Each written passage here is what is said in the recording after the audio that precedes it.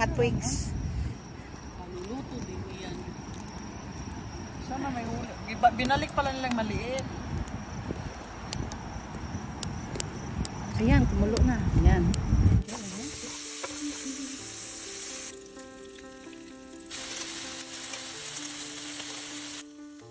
Ang ating sarap na breakfast.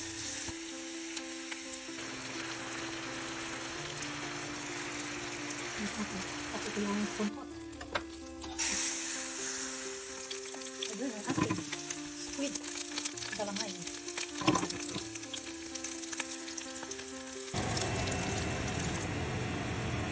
My fruit salad. Golden curry salad. 2 minutes. Perfect ang pagkaluto. Baked whiting fillet. Ayan. Ayun. Successful ang ating bitso.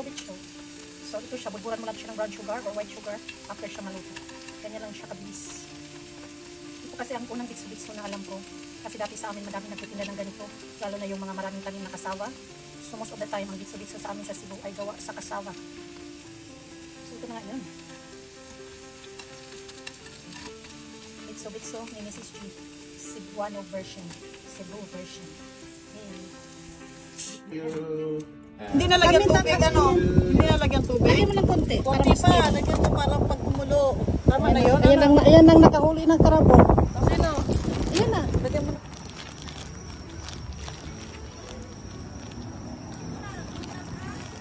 Oo. Malapit nang kumulo.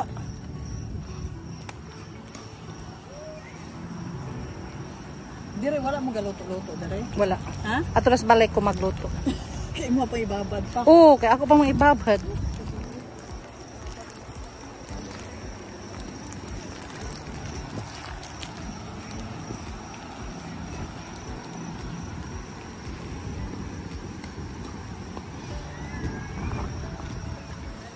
Ayan. Nagpapalit na ng kulay. Pag makuluan lang siya ng ano, wala pa siya orange, wala pa. Malapit pa.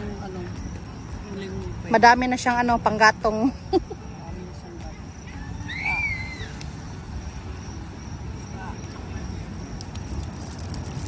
Nakalimutan ko din magdala ng gatong, Mingga. Ang daming gatong doon sa likod ng bahay.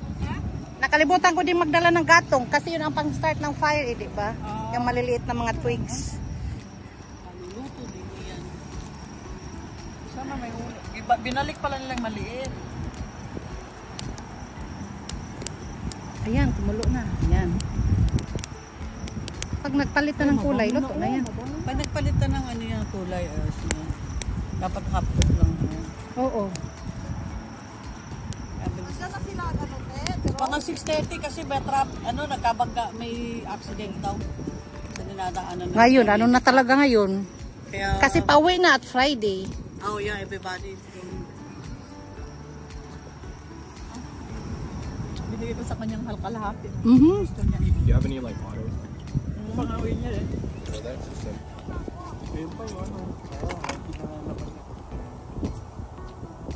The winner is... Iniwan ka na RG. Binigay ko pa kay Alden yung aso. Yes, alam ko low tide, kulang high pa kanya tide rin na. eh.